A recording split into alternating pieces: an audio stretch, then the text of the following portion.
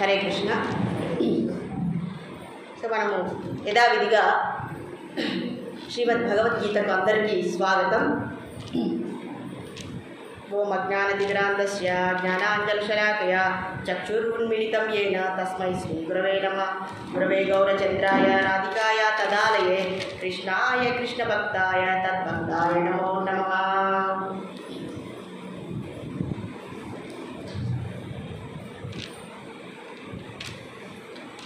శ్రీమద్ భగవద్గీతకు అందరికీ స్వాగతం. సో అందరి యొక్క ఆశీర్వాదంతో మనము శ్రీమద్ భగవద్గీతని మనం యథావిధంగా ప్రతిరోజు కూడా నిత్యము మనము వింటూ ఉన్నాము. చాలా చాలా కొత్త విషయాలన్నీ కూడా నేర్చుకుంటూ ఉన్నాం. ఇందులో భాగంగా 3వ అధ్యాయంలోనికి మనం ఎంతో విజయవంతంగా మనము నేర్చుకుంటూ ఉన్నాము. అందులో నిన్నటి శ్లోకంలో మనము ఏ క్షణం కూడా ప్రతి క్షణము కూడా మనము ప్రతి జీవి ప్రతి మనిషి కూడా పనిని చేయకుండా ఉండలేడు. నిరంతరం మనం మన కర్మలను మన పనులను నిరంతరం చేయవలసి వస్తుంది. దానికి ప్రేరేపించేది ప్రకృతి గుణమైనటువంటి ఈ త్రిగుణాలైన ఏంటి మన త్రిగుణాలు? సత్వ రజస్ తమో గుణాలు. ఈ 3 గుణాల వల్ల మనం నిరంతరము కూడా పనిని ఏదో ఒక పనిని మనము ప్రత్యక్షంగా లేదా మన ప్రమేయం లేకుండా కూడా మనం అన్ని రకాల పనులను చేస్తున్నాం. దానికి ఈ 3 రకాల గుణాలే కారణం. సత్వగుణము, రజోగుణము, తమోగుణం అని చెప్పుకున్నాము. మరి ఈ 3.6 ఆ పై శ్లోకంలో భగవంతుడు ఏమి ఉపదేశిస్తున్నారో మనం ఒకసారి చూద్దాము. కర్మేంద్రియాణి సంయమ్య యయాస్తే మనసా స్మరన్ ఇంద్రియార్థాన్ విమూఢాత్మ మిథ్యాచార సముచ్యతే అంటున్నారు. అయ్యా ఇప్పుడు ఏం చెప్తున్నారు? నిరంతరము కర్మలు చేయాలి, నిరంతరము పనులు చేయాలి అని చెప్తున్నారు. మరి పనులు చేయడానికి ఏమి ఉపయోగపడుతూ ఉన్నాయి? సో మన శరీరంలో ఉండేటటువంటి కర్మేంద్రియాలు కావచ్చు, జ్ఞానేంద్రియాలు కావచ్చు. అంటే కర్మేంద్రియాలు అంటే కాళ్ళు చేతులు మన అవయవాలన్నీ కదా. అంటే మనం కదలాలన్నా పని చేయాలన్నా మనకు కర్మేంద్రియాలు ఉపయోగపడతాయి. తినడానికి, తాగడానికి, నడవడానికి అన్ని పనులకు కూడా ఈ కర్మేంద్రియాలు మన శరీరంలోనే ఉపయోగపడతాయి. మరి జ్ఞానేంద్రియాలు కూడా ఉపయోగపడతాయి కదా. కళ్ళు చూడడానికి, ముక్కు వాసన చూడడానికి, నోరు తినడానికి, మాట్లాడడానికి, చెవులు వినడానికి, చర్మం స్పర్శ ఒక మంచి పరిసరాలలో ఉండడానికి. అంటే ఎండాకాలంలో మనకు వేడి తెలుస్తుంది, చలికాలంలో మనకు చల్లదనం తెలుస్తుంది. కాబట్టి ఈ చర్మం వల్ల మనకు స్పర్శ అనేది తెలుస్తుంది. కాబట్టి శరీరంలో ఉండే అన్ని అవయవాల వల్ల మనము పనులను చేసుకోగలుగుతున్నాం. ఇక్కడ ఏమంటున్నారంటే కర్మేంద్రియాన్ని సంయమ్య య ఆస్తే మనసా స్మరన్. సో కొంతమంది ఏమనుకుంటూ ఉంటారంటే అయ్యా మేము ఎటువంటి పని చెయ్యం, కర్మేంద్రియాన్ని సంయమ్య మా కర్మేంద్రియాలు అయినటువంటి కాళ్ళు చేతులు ఇతర అవయవాలు ఏవైతే ఉన్నాయో వాటన్నిటినీ కూడా మేము ఉపయోగించము. మేము గమ్మున కూర్చుంటాం. మేము కర్మ మార్గంలోనూ మాకు ఇష్టం లేదు, జ్ఞాన మార్గంలోనూ మాకు ఇష్టం లేదు. మేమేం చేస్తాము? మా కాళ్ళు చేతులు ఏమీ ఉపయోగించకుండా మేము గమ్మున కూర్చొని ఉంటాము. కాకపోతే ఇంకా ఏమన్నారు? సంయమ్య అంటే నిలిపేస్తాం, కాళ్ళని ఉపయోగించము, చేతులను ఉపయోగించము, ఇలానే కూర్చొని ఉంటాం అని కొందరు అనుకునేటటువంటి భావనని ఇక్కడ చెప్తున్నారు. వారు ఎలా ఉంటారనేది కూడా ఇక్కడ చెప్తూ ఉంటారు. అలా ఉంటే ఏమవుతుంది అని చెప్తున్నారు. ఇక ఆస్తే మనసాస్మరణ. కాళ్ళు చేతులు ఏవి కదిలించకుండా ఒక చోట కూర్చున్నాం అనుకోండి, ఏమవుతుంది? బొమ్మన కూర్చున్నాం అనుకోండి, మరి కాళ్ళు చేతులు అయితే కట్టేసుకున్నాము. మరి ఏవి పని చేస్తాయి? ఏం పని చేస్తాయి మనలో? కాళ్ళు చేతులు కదిలించము. మీరు ఇప్పుడు కూర్చున్నారు కదా, మీరు కాళ్ళు చేతులు కదిలించకుండా కూర్చున్నారు. మరి ఇంకా ఏమైనా పని చేస్తున్నాయా? ఉక్కు శ్వాస పీలుస్తుంది, ఒక పక్క కళ్ళు చూస్తున్నాయి, అవునా కదండి, చెవులు వింటున్నాయి. వీటిని కూడా ఆపుకోగలుగుతున్నామా మనము? కాళ్ళు చేతులను అయితే ఆపేసామండి. మరి కళ్ళు ముక్కు చెవి ఏదైనా మంచి వంట చేస్తున్నారు, వాసన పీల్చుకోకుండా ఉంటామా? అబ్బా ఎంత సువాసన అనేది వెదజల్లుతూ ఉంది. ఒకవేళ పూలు ఉన్నాయనుకోండి, మంచి సువాసన, ముక్కు మూసుకుంటామా? దాని పనులు అవి చేసుకుంటూ పోతుంటాయి కదా. జ్ఞానేంద్రియాలు ఊరుకొని ఉంటాయండి. మనం బొమ్మన కూర్చున్నామంటే ఊరుకొని ఉండవు. మరి మన మనసు ఏం చేస్తుంది? కూర్చొని ఉంటే వచ్చే పోయే వాళ్ళందరినీ చూసి అబ్బా ఈయన ఎంత బాగున్నాడు, ఈవిడ ఎంత బాగుంది, ఈయన ఆవిడికి ఏమవుతారు, ఆయన ఈవికి ఏమవుతారు అని మన మనసు ఆలోచిస్తానే ఉంటుంది. కళ్ళు మూసుకొని ధ్యానం చేస్తున్నాం, సరే కళ్ళు మూసేసుకుందాం అనుకున్నాం, కళ్ళు మూసుకొని కూడా ఏం ఆలోచిస్తామండి మనము? ఎవరన్నా చూసి మళ్ళీ కళ్ళు మూసుకొని, ఒక సన్యాసి ఉన్నారంటండి, నేను జ్ఞాని అయిపోయాను, నేను ఎటువంటి పనులు చేయాల్సిన అవసరం నాకు లేదు, మీరంతా పనులు చేసుకోండి, నేను మాత్రము ఎటువంటి పని చేయకుండా హాయిగా కూర్చుంటా అని అరుగు మీద కూర్చున్నాడు. కూర్చొని దారిలో పోయే వాళ్ళందరినీ చూడడము, ఒక నిమిషం ధ్యానం చేయడం, మళ్ళీ చూడడము, మళ్ళీ ధ్యానం చేయడం. ఆ మనసులో ఏం ఆలోచిస్తున్నాడు? ఆమెకేమవుతుంది, ఈమెకేమవుతుంది, ఈ డ్రెస్ చాలా బాగుంది, ఈయన చేసే వంట చాలా బాగుంది, ఇవన్నీ ఆలోచిస్తున్నామండి. అంటే కాళ్ళు చేతులను కట్టేసుకున్నా మన జ్ఞానేంద్రియాలు ఏవైతే ఉన్నాయో అన్ని వస్తువులపైకి వెళ్ళిపోతాయి. అలాగే మన మనసు కూడా వాటితో పాటు వెళ్ళిపోతుంది. అవునా కదండి? మరి వీటిని కట్టేసుకోకుండా నేను ఎటువంటి పనులు చేయను అంటే కుదురుతుందా? కానీ వాళ్ళ పైకి ఏం చెప్తారు? మాకు జ్ఞానం అంతా తెలిసిపోయింది, మీరంటే ఇక్కడికి వచ్చి భజనలు చేయాలి, పాటలు పాడాలి, మీనామాతాజీ చెప్పే ప్రవచనం వినాలి, అలాంటి అవసరమే లేదు, మాకు తత్వం తెలిసిపోయింది, కాబట్టి మేము ఎక్కడికి వెళ్ళము, ఏమీ చెయ్యము అని అనేవాళ్ళని ఏమంటారు అని ఇక్కడ చెప్తున్నారు. ఇంద్రియార్థాన్ విమూఢాత్మ మిథ్యాచార సౌచ్యతే. అలాంటి వారిని మిథ్యాచారులు అంటారు, లేదా మూఢులు అంటారు, లేదా కపటులు అంటారు. అంటే మనిషిగా జన్మించిన తర్వాత మనకు సంబంధించినటువంటి బాధ్యతలు చేయాలి కదండి, చేయాలి కదా. అంటే ఈ శరీరాన్ని పోషించుకోవాలి, ఈ శరీరం నుంచి పుట్టిన వాళ్ళని పోషించుకోవాలి, భార్య బిడ్డల్ని పోషించుకోవాలి కదా. అవన్నీ నేను చెయ్యను, నాకు కష్టంగా ఉన్నాయి, నాకేమీ వద్దు, నేను ఇలా ముక్కు మూసుకొని కూర్చుంటాను అని అనుకునేవాడిని కపటి అంటారు. కపటి అంటే ఏమి? మోసం చేసేవాడా లేదా తనని తాను మోసం చేసుకునేవాడా? పైకి అందరినీ మోసం చేస్తున్నారు. మనం అనుకుంటాం ఇతను సాధువు ఉన్నట్లున్నాడు, పాపం ఏ పని చెయ్యడు, కానీ అతను మనల్ని మోసం చేద్దామని అనుకుంటే లోపల అతనే మోసం చేసుకుంటూ ఉన్నాడు. ఇటువంటి వాడిని మిథ్యాచారి, కపటి, మూఢుడు, అజ్ఞాని అంటారు. ఇటువంటి వాళ్ళకు జ్ఞానం సిద్ధిస్తుందండి. ఇంత ఖచ్చితంగా ఇంత కరెక్ట్గా వచ్చి జ్ఞానం తెలుసుకుంటుంటే కూడా మనకు కొంచెం ఇబ్బందిగానే ఉంది, కష్టంగా ఉంది అర్థం చేసుకోవడానికి. ఏమీ తెలియకుండా మనకు జ్ఞానం అనేది సిద్ధిస్తుందా? మన బ్రహ్మ మానసపుత్రుల గురించి చెప్పుకున్నాం, జ్ఞానులు ఎవరు అయ్యా అంటే ఎవరు? చతుష్కుమారుల గురించి చెప్పుకున్నాం, కానీ మనమందరూ కూడా అలా అవుతామా? అవ్వలేదు అని ఇక్కడ చెప్తూ ఉన్నారు. కాబట్టి కర్మేంద్రియాలని మనం లోపలికి తీసుకోకూడదు. కర్మేంద్రియాలైనటువంటి కాళ్ళు చేతులు ఉపయోగించి మనకు ఇచ్చినటువంటి బాధ్యతలను, మనకు విహిత కర్మలని లేదా నిర్దేశించినటువంటి పనులని మనము చేసుకోవాలి. తండ్రిగా మనం ఏం చేయాలి? సంపాదించి తీసుకుని రావాలి. తల్లిగా ఏం చేయాలి? వంట చేసి పిల్లలకు పెట్టి సంసారాన్ని ఉద్ధరించాలి కదండి. మన బాధ్యతలు వదిలేసి తండ్రి అరుగు మీద కూర్చుంటే ఏమవుతుంది? నీ కాళ్ళు చేతులు ఏం ఉపయోగించాను, నేను జ్ఞానం అయిపోయాను అంటే అది సరైనటువంటి ఆ ప్రస్తావన. భార్య నేను ఇక వంట చేయను, నాకు జ్ఞానం సిద్ధించేసింది, నేను జ్ఞానం అయిపోయాను, మీరే వంట చేసుకొని తినండి అని అన్నారనుకోండి పిల్లలతో భర్తతో, అది సరి అయినదా? ఆడవారి బాధ్యత వంట చేసి చక్కగా భర్తకు భార్య పిల్లలకు పెట్టాలి.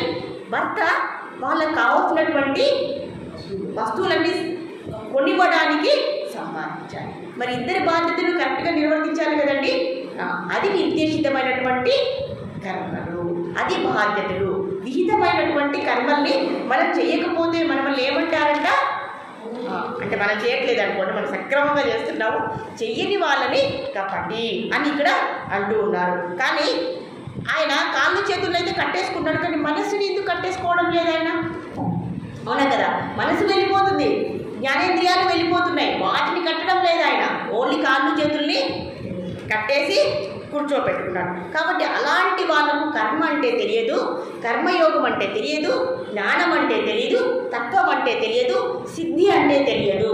కాబట్టి అలాంటి వాళ్ళ యొక్క ఆచారం అనేది ఎలా ఉంటుంది అంటే చెడుగా ఉంటుంది, మోసం చేసే విధంగా ఉంటుంది.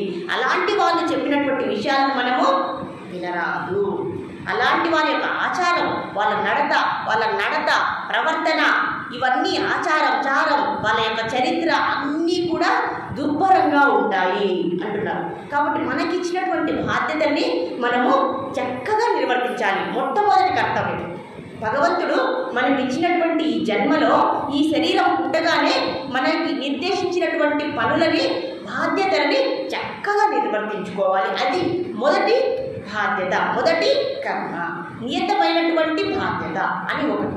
లౌకిక బాధ్యత అంటారు. అంటే ఈ పొట్టను పోషించుకోవడానికి మనము పని చేయాలి, అంతేకాని కాళ్ళు చేతులు ముడుచుకొని కూర్చోకూడదు అని ఇక్కడ చెప్తున్నారు. అలాంటి వాళ్లకు జ్ఞానం అనేది సిద్ధించదు, ఎప్పటికీ సిద్ధించదు అని ఇక్కడ చెప్తూ ఉంటారు.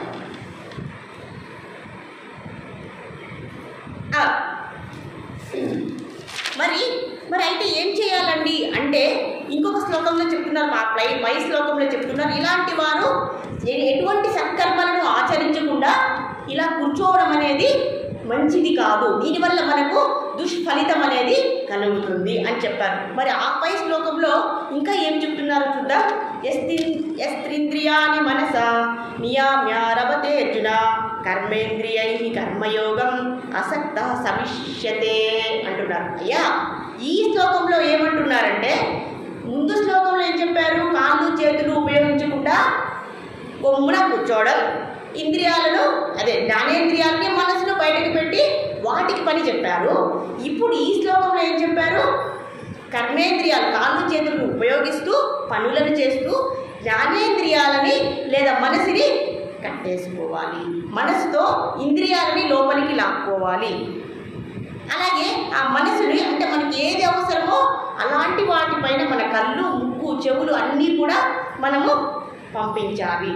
వాటి మీద ఇంద్రియ విషయాల మీద భౌతిక వస్తువులపైన మనం ఇంతకుముందు నేర్చుకున్నాం.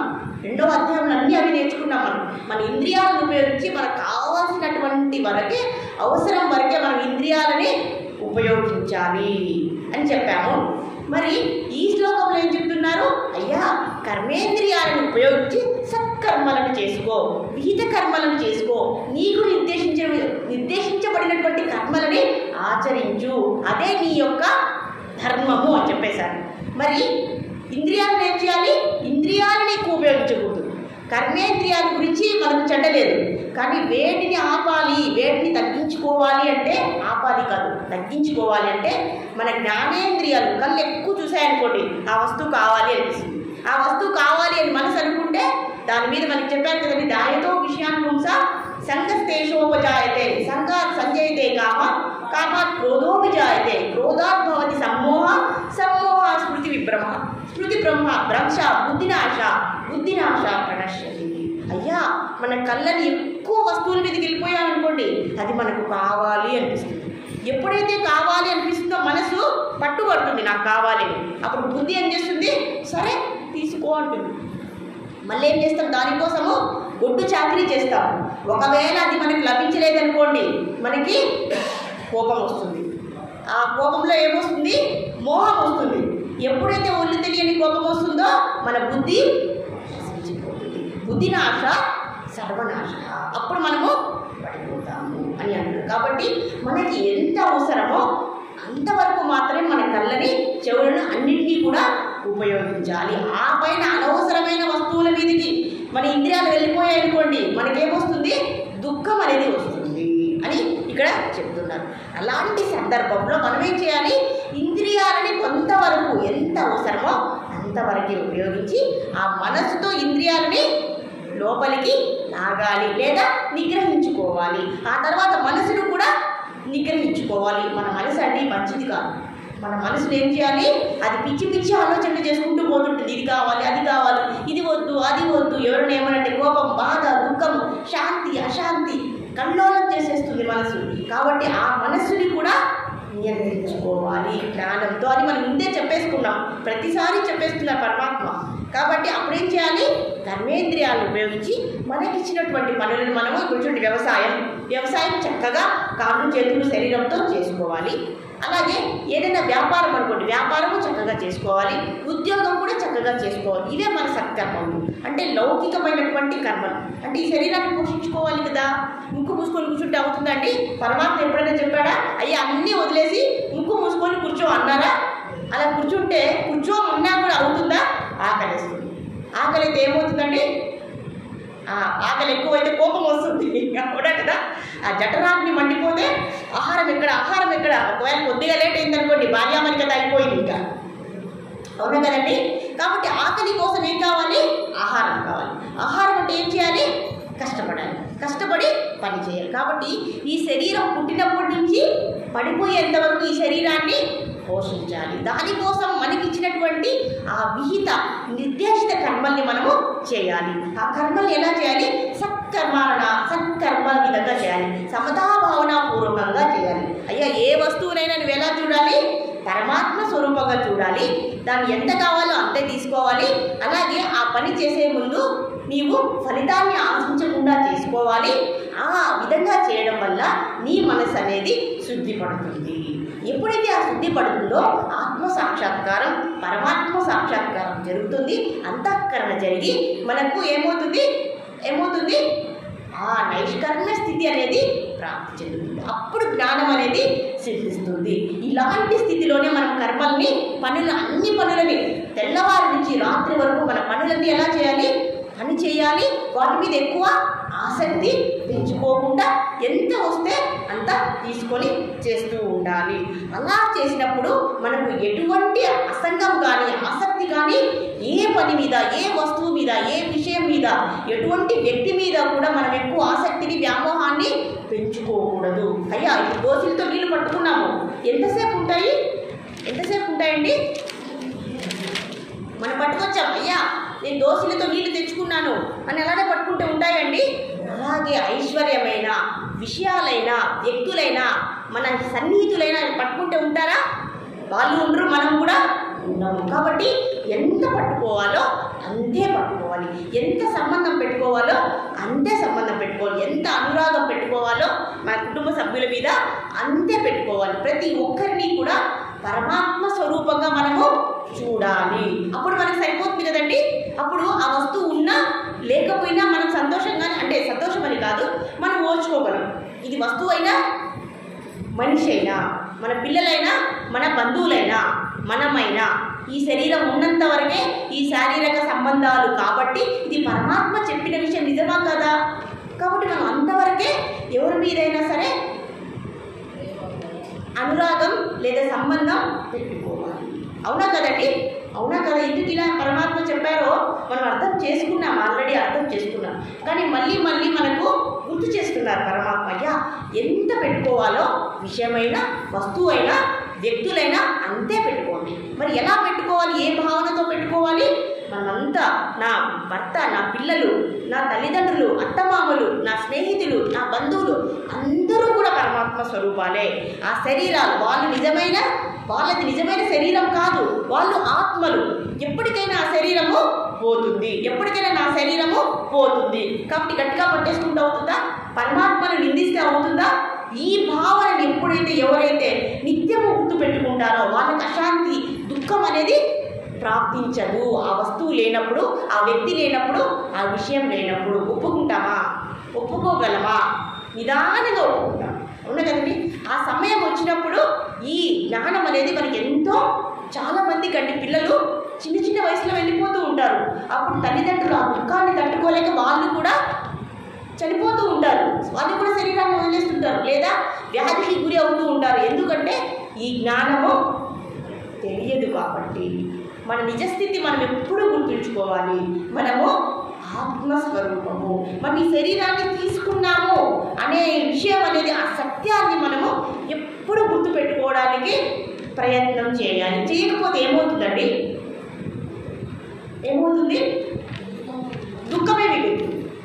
అందుకే పరమాత్మ చెప్తున్నారు, అయ్యా బ్రహ్మాండమంతా ఒకటే స్వరూపము, నీ స్వరూపము ఆత్మస్వరూపము, నీవు, నీ బంధువులు, నీ పిల్లలు అందరూ కూడా ఇదే అండి. మళ్ళీ చెప్తున్నాం. ఎందుకంటే మన మెదడులో స్థిరంగా ఉండాలని, ఈ దృఢమైనటువంటి సత్యము, ఈ ఒప్పుకోలేని సత్యాన్ని మనం, అవునా కదండి, మనం కాదంటే అయిపోతుందా? కాబట్టి మెల్లమెల్లగా అర్థం చేసుకోవడానికి ప్రయత్నం చేద్దాం. అప్పుడు మనకి పర్వాలేదు కదండి. అంటే ఎవరు ఉన్నా లేకపోయినా మనము బతకాలని అనుకోకూడదు, ఎక్కువగా చావాలని అనుకోకూడదు. ఎలా చెప్తున్నారు చూడండి పరమాత్మ. అవునా కదండి? మరి ఈ విషయాన్ని మనం కాదనగా ఏదో పరమాత్మ చెప్పేశారు, ఆయన ఏదో చెప్పారులే అనే విషయం ఇక్కడ కాదు. దాన్ని అర్థం చేసుకోవడం ఎందుకు చెప్తున్నారు? మన కోసమే. అలా దిగులు పెట్టామనుకోండి, దిగులు పెట్టుకున్నామనుకోండి, ఇంకో జన్మ మనకు అదే దుఃఖమైనటువంటి భావనతో అలాంటి శరీరం మనకి వస్తుంది. అందుకే పరమాత్మ చెప్తున్నారు, అయ్యా వస్తువుల మీదైనా విషయాలపైనైనా నీ బంధువులపైన నీ శరీరం మీదైనా సరే ఇంత మాత్రమే పెట్టుకో. ఒక దోసిలితో నీళ్లు పట్టుకుంటే ఎంతసేపు ఉంటుందో అంతసేపు. నిద్రలో కళలు కంటాము, ఆ కళలు అలానే ఉంటాయండి. నాకు పెద్ద కళ వచ్చింది, నేను పెద్ద మహారాణిని అయిపోయానంట, అష్ట ఐశ్వర్యాలు అష్టసిద్ధులు అన్నీ వచ్చేసాయట, ఎంత బాగుందండి ఆ కళ, అబ్బా ఎంత మంచి స్వప్నము. అది ఎంతసేపు ఉంటుంది నాకు? ఆ తర్వాత నేను మహారాణినా?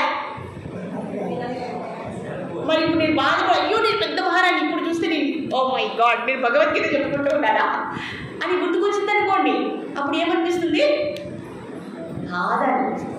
కానీ ఆ విషయాన్ని నిజంగా అర్థం చేసుకున్నాం అనుకోండి, అప్పుడేమనిపిస్తుంది? ఓ ఇది కలనా, ఓకే పర్వాలేదు.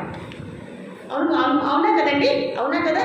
ఇదే పరమాత్మ మాటి మాటికి గుర్తు చేస్తూ ఉంటారు, ఇక్కడ చెప్తూ ఉన్నారు. కాబట్టి ఏం చేయాలి? కర్మేంద్రియాలని ఉపయోగించి చనిపోయే వరకు, ఈ శరీరాన్ని వదిలే వరకు మన పనులని చేసుకుంటూనే, కాకపోతే దేన్ని నియంత్రించాలట? దేన్ని నియంత్రించాలి? ఇంద్రియాలని ఎక్కువ చూసి, ఎక్కువ విని, ఎక్కువ తిని, ఎక్కువ తినాలనుకుంటున్నాం, అవుతుందండి? ఎంత తినాలో అట్లా ప్రతి విషయాన్ని మనము అర్థం చేసుకోవాలి అని చెప్తున్నారు. కాబట్టి ఇంద్రియాన్ని కొద్దిగా అవసరమైనంత వరకు ఇంద్రియాలు వాడండి అయ్యా, అనవసరమైన వాటి మీద పోకండి అని మన మంచి కోసమే, మనం బాధపడకూడదని చెప్తున్నారు పరమాత్మ. అంతేకండి, తల్లిదండ్రులు బిడ్డ బాధపడకూడదని జాగ్రత్తగా చెప్పిస్తారు కదా, అలా ఎందుకు అనుకోకూడదు మనం అని ఇక్కడ చెప్తున్నారు.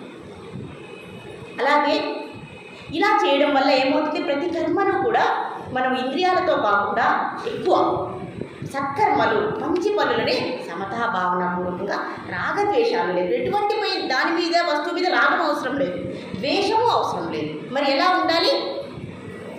ప్రతి వస్తువుని ఎలా తీసుకోవాలి, ఎలా చూడాలి? ఎలా చూడాలి?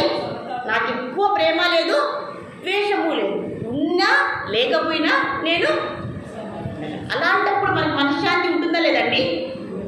ఒక వస్తువు అంటే నాకు చాలా ఇష్టము, ఆ వస్తువు పోయిందనుకోండి నాకు ఎంత బాధ వేస్తుంది. కాబట్టి ఈ జ్ఞానం తెలిసిందనుకోండి, నేను సమతాస్థితులు, నాకు బాధ అవ్వదు, సంతోషము అవ్వదు అని ఇక్కడ చెప్తున్నారు. కాబట్టి మన కర్తవ్యాన్ని మనం ఏం చేయాలి? సత్కర్మలని సత్కర్మగానే చేయాలి, కర్మయోగంగా చేయాలి. ప్రతి పనిని ఎలా చేయమన్నారు ఇక్కడ? అయ్యా నువ్వు ప్రతి పనిని కూడా ఎలా చేయమన్నారు? కర్మయోగంగా చేయి. అప్పుడు నీకు ఆ కర్మ ఫలితం అనేది అంటది. నేను పని చేశాను, లాభం వచ్చినా పర్వాలేదు, నష్టం వచ్చినా పర్వాలేదు అని నా మైండ్ సెట్ చేసుకున్నాను అనుకోండి, నాకు ఎటువంటి బాధ, అల్టిమేట్గా మనకు బాధ కలగకూడదు, ఏ విషయానికి బాధ కలగకూడదు. ఎందుకంటే ఆ బాధ మన మనసులో ఉండిపోయి నెక్స్ట్ జన్మకి అది వెళ్ళిపోతుంది. వెళ్ళనిద్దామా ఆ బాధని? ఇప్పుడు పడడమే బాధ ఎక్కువ, మళ్ళీ ఇంకొక జన్మలో తీసుకుందామా? ఎటువంటి బాధని మనము పెట్టుకోకూడదు అని పరమాత్మ ఎంత కాంక్షిస్తున్నారండి, ఎంత అపేక్ష ఇస్తున్నారు మనం బాధపడకూడదని ఇక్కడ ఎలా చెప్తుంది. కాబట్టి ఎప్పుడైతే ఈ విధంగా మనకు ఉద్దేశించినటువంటి కర్మల్ని పనులు చేసుకుంటూ ఉంటే, సత్కర్మలు పుణ్యకార్యాలు చేసుకుంటే మన మనసు శుద్ధి పడుతుంది. మలినాలన్నీ కూడా, రాగద్వేషాలు, ఈ దోషగుణాలన్నీ బయటకు వెళ్ళిపోతాయి, మన మనసులో శాంతి, ఆనందం అనేది నెలకొల్పుతాయి అని ఇక్కడ చెప్తూ ఉన్నారు. అదే ఈ శ్లోకంలో సో ఇలా చేయడం వల్ల మనకి ఏంటి లాభం? అయ్యా మీరు కర్మేంద్రియాలని ఎక్కువ ఉపయోగించండి, జ్ఞానేంద్రియాలని ఉపయోగించవద్దండి ఎక్కువ అని చెప్పడం వల్ల, ఇలా చేయడం వల్ల మనకి ఏమి లాభము? అయ్యా నువ్వు చేతులు కాళ్ళు ఉపయోగించు, జ్ఞానేంద్రియాలని ఎక్కువ ఉపయోగించవద్దు, సరేనా? మనసుని ఎక్కువ ఉపయోగించవద్దు, మనసు ఆలోచిస్తూనే ఉంటుంది, బాధపడుతూనే ఉంటుంది, మనసుని బాధపడనివ్వద్దు, ఎక్కువ ఆలోచించవద్దు, ఎంత కావాలో అంతే ఆలోచించు అని ఇలా ప్రయత్నం చేయడం వల్ల మనకు కలిగేటటువంటి లాభం ఏంటయ్యా అంటే, మనకు విశేషమైన ఫలితము కలుగుతుంది. ఇక్కడ మిస్ అయినాం కదండి అన్నీ, అక్కడ అన్నీ కూడా అదేంటండి మేము బతుకున్నప్పుడు లేనప్పుడు చచ్చిన తర్వాత ఉంటుందో లేదో మనకేమి అని అనుకునే సందేహం కూడా రావచ్చు. అయ్యా మీరు కర్మలు చేయండి అంటున్నారే, ఆ కర్మలు చేయడం వల్లే కదయ్యా మనకు మానవ జన్మ వచ్చింది, మళ్ళీ కర్మలు చేయమంటారేంటి అని సందేహం కూడా మనం తలంచవచ్చు. అవునా కదా? ఇక్కడ ఏమంటున్నారయ్యా, కర్మలని నిష్కామ కర్మగా చేయి అంటున్నారు. ప్రతి పనిని ఏం చేయాలి మనము, దానిలో లాభము వద్దు, నష్టము వద్దు, జయము వద్దు, అపజయము వద్దు, సిద్ధి వద్దు, అసిద్ధి వద్దు అని ఎవరైతే ఆ భావన మనసులో పెట్టుకోవాలి. వచ్చినా వచ్చింది, రాలేదా రాలేదు. అన్నం ఉందా, ఓకే. అన్నం లేదా ఈరోజు, లేదు. అలా అనుకోదండి, మరి భయపడకండి చెప్తున్నాము.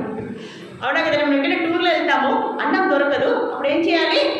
ఉన్నా లేకపోయినా తట్టుకుంటాం. అందుకని చెప్తున్నా, అన్ని పరిస్థితులకు ఇవి అన్వయిస్తూ ఉండాలన్నమాట. కాబట్టి నియమ్య ఆరంభ దేర్జున కర్మేంద్రియ.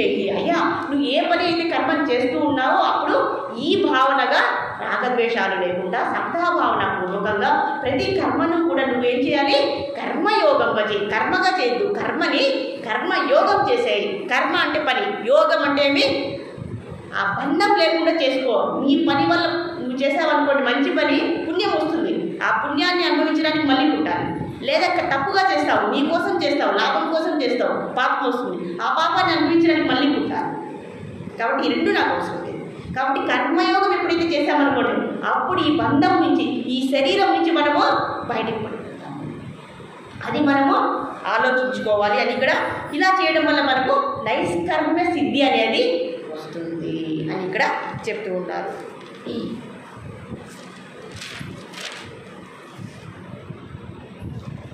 మరి ఒకవేళ ఇలా చేయకపోతే ఏమవుతుంది? నేను ఈ విధంగా చేయదలుచుకోలేదు. అర్జునుడు అడుగుతున్నారు, అయ్యా నేను ఈ విధంగా చేయాలనుకోవట్లేదు, మరి చేయకపోతే ఏమవుతుంది అని అడుగుతున్నారు అర్జున. దానికి కూడా నియతం కురు కర్మత్వం కర్మ జ్యాయోహ్య కర్మణ శరీర యాత్రాపి చతేన ప్రసిద్ధేద కర్మణ. అయ్యా నేను ఏం చేయాలి? ఇలాంటి పరిస్థితుల్లో నేను ఏం చేయాలి అని అడుగుతున్నాను. అయ్యా వేరే దారే లేదు. నువ్వేం చేయాలి? ప్రతి నిమిషము కర్మను చేయి.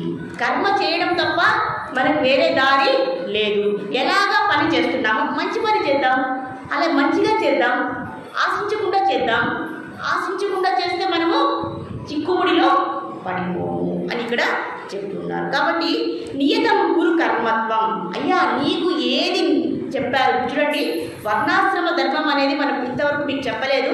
వర్ణాశ్రమ ధర్మాన్ని మనము పాటించాలి. అంటే వర్ణాశ్రమ ధర్మం అంటే మనకు ఉన్నటువంటి గుణాల ఆధారంగా, మనం చేసే పనుల ఆధారంగా ఈ సమాజాన్ని, సంఘాన్ని 4 రకాలుగా విభజించారు.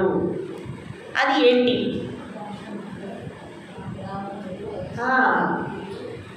లేదా ఇప్పుడు మన వర్ణాశ్రమం, అది మళ్ళీ చెప్పుకున్నాం. వర్ణాశ్రమ ధర్మ అంటే ఏంటి అంటే వర్ణాల ఆధారంగా పెట్టేటువంటి ధర్మం ఏంటంటే బ్రహ్మచర్యాస్త్రం, గృహస్థాస్త్రం, వానప్రస్థాస్త్రం, సన్యాసాస్త్రం. మన జీవితం మొత్తంలో 4 దశలు ఉండాలి. అదేంటి? పుట్టినప్పటి నుంచి 20 ఏళ్ల వరకు లేదా 25 ఏళ్ల వరకు మనము బ్రహ్మచారిగా ఉండాలి. బ్రహ్మచర్య ఆశ్రమాన్ని మనము ఆ నియమాలని పాటించాలి. అది బ్రహ్మచర్యాశ్రమం అంటారు. మరి గృహస్థాశ్రమం అంటే పెళ్లి చేసుకొని పిల్లలను కని వాళ్ళని పెంచి వాళ్ళని తిరిగి పెళ్లి చేసే వరకు, అప్పుడు పిల్లలు మనవళ్ళు పుట్టే వరకు దాన్ని గృహస్థాశ్రమం అంటారు. ఆ తర్వాత పిల్లలు పుట్టిన తర్వాత వానప్రస్థాశ్రమం అంటారు. అంటే మనం అడవులకు వెళ్ళిపోవాలి. అంటే ముందుకాలం వెళ్ళిపోయేవాళ్ళు అడవులకు. ఆ వానప్రస్థాశ్రమం అయిపోయిన తర్వాత సన్యాసాశ్రమాన్ని తీసుకోవాలి. అది సాయిరమ్మ ముందు కాలంలో చేసేవాళ్ళు. మనం కూడా వెళ్ళిపోదామంటే మన వానప్రస్థాశ్రమంలో ఉదాహరణగా నిలిచారు ఇక్కడ. వానప్రస్థాశ్రమం అంటే వెంటనే వచ్చేసారు. అవునా కదండి? కాబట్టి మన జీవితకాల పరిమితిని మనం డివైడ్ చేసుకోవాలి. 100 ఏళ్ళు అంటే 100 ఏళ్ళు బతికేస్తున్నాము మనము. ముందు కాలం వాళ్ళ గురించి చెప్పుకున్నాం, ఈ కాలం వాళ్ళ గురించి మనం అర్థం చేసుకున్నాం. ముందు కాలం వాళ్ళు 1 నుంచి 25 సంవత్సరాల వరకు బాగా చదువుకునే వాళ్ళు, ఉద్యోగాన్ని సంపాదించుకునేవాళ్ళు. ఆ తరువాత గృహస్థాశ్రమాన్ని స్వీకరించి, అంటే పెళ్లి చేసుకొని పిల్లల్ని చేసి అప్పుడు కూడా భక్తి చేసేవాళ్ళు. ఆ తర్వాత ఏం చేయాలి? 50 ఏళ్ల తర్వాత ఏం చేయాలి? వానప్రస్థాశ్రమం. ఈవెన్ మనకు యుధిష్ఠిర్ మహారాజు కూడా వెళ్ళిపోయారు. ఎప్పుడు? 50 ఏళ్ల తర్వాత. అవునా కదండి? 50 ఏళ్ల తర్వాత మనం ఏం చేయాలి? వనం అంటే ఏమి? అడవికి వెళ్ళిపోవాలి. అడవికి వెళ్ళి ఏం చేయాలి? ధ్యానం తపస్సు చేసుకోవాలి. అక్కడ వెళ్ళిన తర్వాత కూడా నా మనవడు ఏం చేస్తున్నాడో, నా భార్య ఏం చేస్తుందో, నా కొడుకు ఏం చేస్తున్నాడో, నా ఇల్లు ఏమైపోయిందో, నా ఐశ్వర్యం ఏమైపోయిందో అని ఆలోచించేటటువంటి సందర్భము కాదు. ఎప్పుడైతే పిల్లలకు పెళ్లి చేసేసామో అప్పటికి ఆపేయాలి మనం. అప్పుడు కూడా ఇంట్లోనే కూర్చొని వాళ్ళందరినీ కూడా మనము హింసించకూడదు. అవునా కదా? ఇది చాలా చాలా జాగ్రత్తగా తీసుకోవాలండి. 50 ఏళ్ళు దాటాయా మనం జాగ్రత్త పడాలి.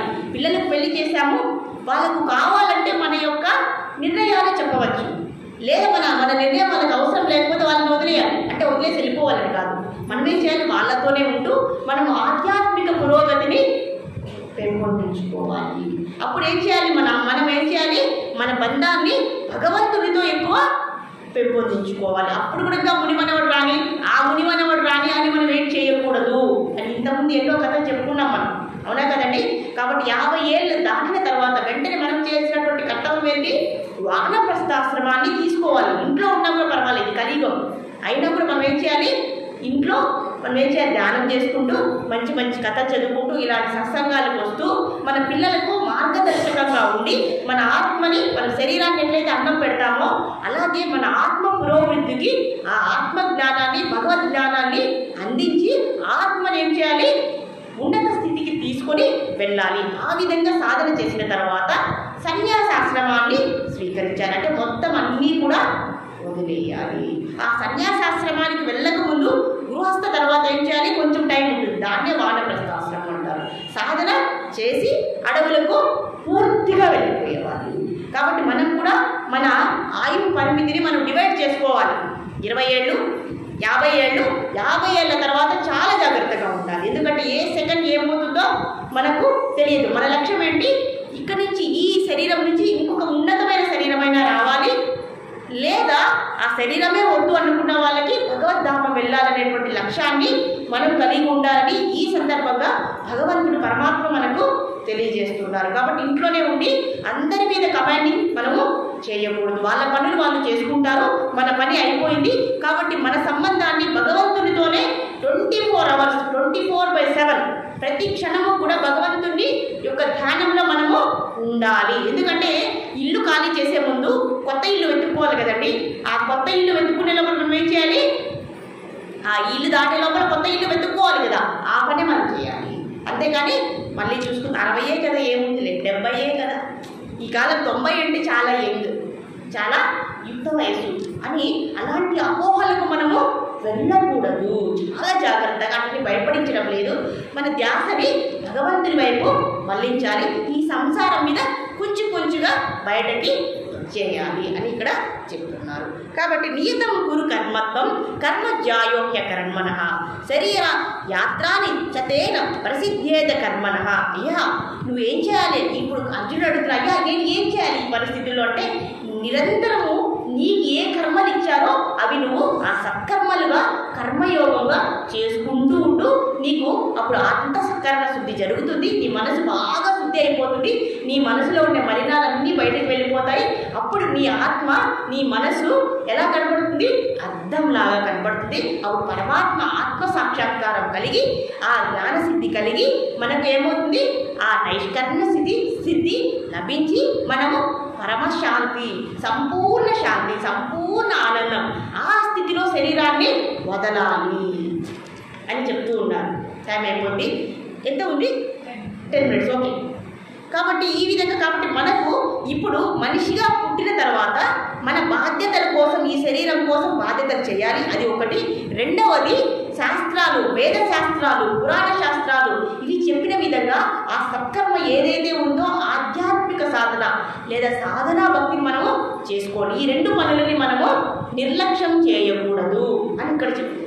కాబట్టి ఇంద్రియాలను ఎక్కువ ఉపయోగించకుండా ఈ 2 పనులను, ఈ 2 బాధ్యతలను నియతంగా మనం ఉపయోగించుకొని మనం అనుకున్నటువంటి ఆ లక్ష్యం ఏదైతే ఉందో ఆ జ్ఞానసిద్ధిని పొంది మనము ఆ జ్ఞానయోగిగా మారవచ్చు, లేదా కర్మయోగిగా సిద్ధించుకున్నాం, లేదా భక్తి యోగిగా వెళ్ళిపోదామా.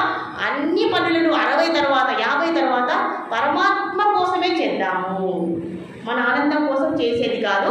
పరమాత్మను ఆనంద పెట్టడానికి అన్ని పనులు చేసామనుకోండి, అది అది భక్తి యోగంలోనికి వెళ్ళిపోతుంది. వాళ్ళు ఖచ్చితంగా భగవద్ధామానికి వెళ్ళిపోతారు అని ఇక్కడ చెప్తూ ఉన్నారు అన్నమాట. ఇందులో భాగంగా ఒక స్టోరీ చెప్పేసుకుందాం. ఒక సాధువు ఉన్నారు. ఆయన ప్రతిరోజు కూడా ఒక్కొక్క గ్రామాన్ని తిరిగేవారు. రాత్రి అయిందంటే ఇంకొక గ్రామానికి వెళ్ళిపోతారు. అంటే లేదు, ఒక్క రాత్రి ఒక గ్రామం, ఆ మరుసటి రోజు ఇంకో గ్రామానికి వెళ్ళిపోతారు. ఎక్కడ ఒక చోటు నిశ్చయంగా ఆయన ఉండరు. మరి ఒకరోజు ఒక గ్రామానికి వెళ్ళారు. ఒక పెద్ద మనిషి ఉన్నారు, ఆ ఊర్లో ఒక పెద్ద మనిషి ఉన్నారు. వాళ్ళ ఇంటికి భిక్షకు వెళ్ళారు. అంటే వాళ్ళు భిక్షాటన చేసుకోవాలి. వాళ్ళ ఇంటికి ప్రసాదానికి పిలిచారు. ఆయన వెళ్ళారు, తీసుకున్నారు ప్రసాదాన్ని. ఆ తర్వాత ఆ పెద్ద మనిషి అడిగారు, అయ్యా మీరేం చేస్తూ ఉంటారు? ఆయన అన్నారు, నేనేమీ చెయ్యను అన్నారు.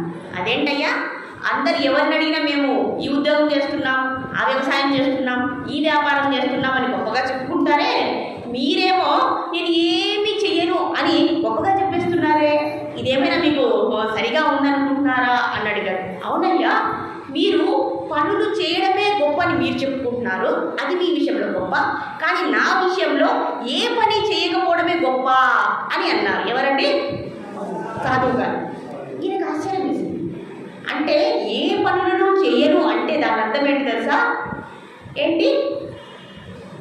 మన శరీరంలో ఉండేటువంటి కర్మేంద్రియాలని ఉపయోగించరు అనడం లేదు. ఒక ఊరి నుంచి ఒక ఊరికి వెళ్ళాలా, కాళ్ళు చేతులు ఉపయోగించాలా, కానీ ఆయన చెప్పేటటువంటి అర్థం ఏంటంటే నా ఇంద్రియాలను, నా మనస్సును, నా కోరికలని నేను ఉపయోగించను. ఎంత పెద్ద మాట మాట్లాడుతున్నారు తెలుసండి. ఆయన ఏమి మనసుతో ఆలోచించరు. ఆయన ఇంద్రియాలు, కళ్ళు, ముక్కు, చెవి అన్నీ కూడా ఎక్కడికి ఏ వస్తువు మీదకి వెళ్ళవు. అదెలా అండి? మనకు కళ్ళున్నాయి, ఆయనకి కళ్ళున్నాయి, ఆయన చూస్తున్నాడు, మనము చూస్తున్నాము. మనకు వస్తువుని చూడక అబ్బా ఎంత బాగుంది ఈ పువ్వు, చాలా బాగుంది అని మన మనసు కనిపిస్తే అదే భావన ఆయనకి ఎందుకు రావట్లేదు? ఇదే జ్ఞానసిద్ధి. అది సులభంగా వస్తుందని అనుకుంటున్నారా? కర్మయోగం చేస్తే కానీ జ్ఞానయోగం అనేది సిద్ధించదు. అంటే జ్ఞానసిద్ధి జరగదు. కానీ ఈయన ఆ సిద్ధిని పొందారు. అంటే ఏ పని చేయకుండా పోయేటటువంటి స్థితికి వచ్చేశారు. ఈ పెద్ద మనిషికి సందేహం వేసింది, ఏదో ఊరికే చెప్తున్నారు. సరే మీరే అన్నారు కదండి, నేను ఏ పని చేయను అన్నారు కదా, మరి మీరెందుకు ఒక ఊరు నుంచి ఇంకొక ఊరికి వెళ్ళిపోతున్నారు? ఒక ఊరిలో ఉండొచ్చు కదా. అంటే మీ కాళ్ళు చేతులు పని చేస్తున్నాయా లేదా? కానీ మీరు చెప్పడం ఏమి, నేను ఏ పని చేయను అంటున్నారు, కాబట్టి అక్కడ పట్టేస్తాను. అర్థమైంది కదండి. అప్పుడు అన్నారు సాధువు గారు, నేను నిజమే, కాకపోతే అయితే మీరు మా ఇంట్లోనే ఉండిపోండి అన్నారు పెద్ద మనిషి. ఆయన అన్నారు సరే ఉండిపోతాను మీ ఇంట్లో. అలా 10 సంవత్సరాలు వాళ్ళ ఇంట్లోనే ఆతిథ్యం స్వీకరించారు. ఆ మధ్యలో ఏం జరిగాయంటే, ఒకరోజు వాళ్ళ ఇంట్లో ఒక చిన్న పిల్లనో పాపనో ఎవరో పుట్టారు. ఆయన పెద్ద మనిషి వచ్చి, అయ్యా సాధువు గారు, ఈరోజు మాకు జాతా శోచం ఉంది. అంటే ఏమంటారు మీరు, ఇంట్లో ఎవరైనా పుట్టారనుకోండి, పురుడు శోచం ఉంటుంది కదా, జాతా శోచం ఉంది, ఈరోజు మేము మీకు భిక్షని ఇవ్వలేము అన్నారు. ఆయన అన్నారు అలాగే. అదే మనం ఏమంటాం, పిల్ల పుట్టిందా, పాప పుట్టిందా, బాబు పుట్టిందా, ఎవరు పుట్టారు అని ప్రశ్న అడుగుతాం కదా. ఆయన ఏ ప్రశ్న అడగలేదు. మరి కొన్ని రోజుల తర్వాత, అయ్యా మా ఇంట్లో ఎవరో మరణించారు, కాబట్టి ఈరోజు వృధా శౌచం ఉంది మా ఇంట్లో, ఈరోజు కూడా మీకు భిక్ష ఇవ్వట్లేదు. సరే ఎవరు చనిపోయారు, ఎవరికి ఎవరు ఏమవుతారు, ఇందుకు మీరెవరు, మీరేం చేస్తారు, ఇలాంటి ప్రశ్నలే లేవు. లేదా లేదు, ఉందా ఉంది, ఇలా అన్నారు. కొన్ని 2 సంవత్సరాలు పోయిన తర్వాత ఈయన కనిపించింది, అయ్యా ఈయన చెప్పింది ఈయన మనసుతో కూడా ఆలోచించట్లేదు, ఇంద్రియాలు వస్తువుల మీదకి వెళ్ళడం లేదు, విషయాల మీదకి వెళ్ళడం లేదు, అలానే స్థితిగా ఉండిపోయారు. అప్పుడు ఈయనకి క్షమా అడిగారు, అయ్యా మిమ్మల్ని నేను తప్పుగా అర్థం చేసుకున్నాను, నిజంగానే మీరు మీ మనసు, మీ ఇంద్రియాలు, మీ కోరికలు ఏమీ పని చేయడం లేదు. మరి ఏమి పని చేస్తున్నాయంటే ఆ మనసంతా భగవంతుడి మీద ఏకాగ్రతను పొంది ఎంతసేపు నిరంతరము భగవద్ ధ్యానంలో ఉన్నారు. అదే పని మనం ఎందుకు చేయలేకపోతున్నామంటే మనసు ఎప్పుడూ కూడా దేని మీదకి వెళ్ళిపోతుంటుంది, వస్తువుల మీదకి, విషయాల మీదకి, వ్యక్తుల మీదకి వెళ్ళిపోతూ ఉంటుంది. కాబట్టి మనసు ఎప్పుడు ఆలోచిస్తూ ఉంటుంది. కానీ ఈయన మనసు అంతా మొత్తం ఇంద్రియాలు, మనసు, బుద్ధి అన్నిటినీ కూడా ఏకాగ్రతతో, శ్రద్ధతో, భక్తితో ఆ మొత్తము కూడా ఆ నైష్కర్మ స్థితిలో పరమాత్మతో కలిసి ఉన్నాడు. ఇదే జ్ఞానయోగం. అని నిరూపించారు. కాబట్టి ఈ స్థితిని మనము కూడా పొందడానికి ప్రయత్నించాలంటే ఏం చేయాలి? మనకిచ్చినటువంటి సత్కర్మలని ఏం చేయాలి?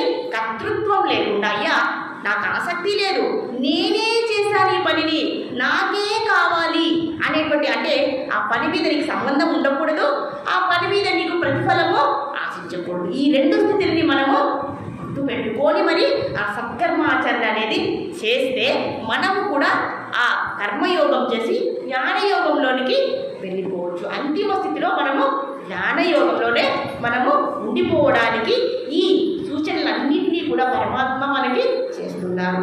సో ఇవన్నీ కూడా మనం గుర్తుంచుకొని ఎప్పుడు కూడా వీటిని ధ్యానం చేసుకొని, అలాగే నిత్య జీవితంలో భగవద్గీత అని చెప్తున్నాం మనం. అయ్యా భగవద్గీత అంటే ఏదో ఎక్కడో ఏమో జరిగేస్తుందని కాదు, మన నిత్య జీవితంలో భగవద్గీతను అన్వయిద్దాము, పాటిద్దాము. ఈ సూత్రాలన్నింటి గుర్తున్నాయి కదండి, గుర్తున్నాయి కదా. ఈ కొంచెం మనం ప్రయత్నం చేద్దాం. ఎక్కువ భయపడాల్సిన అవసరం లేదు.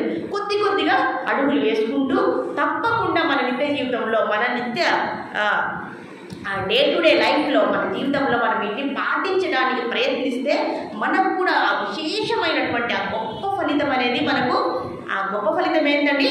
పరమాత్మ సాక్షాత్కారమే, పరమాత్మ ధామమే మనకి లభ్యం అనేది జరుగుతుంది. కాబట్టి మీరు ఎంతో ఓపికగా విన్నారు. హరే కృష్ణ హరే కృష్ణ కృష్ణ కృష్ణ హరే హరే, హరే రామ రామ రామ హరే హరే. శ్రీల ప్రభుపాద కీ జై. శ్రీమద్ భగవద్గీత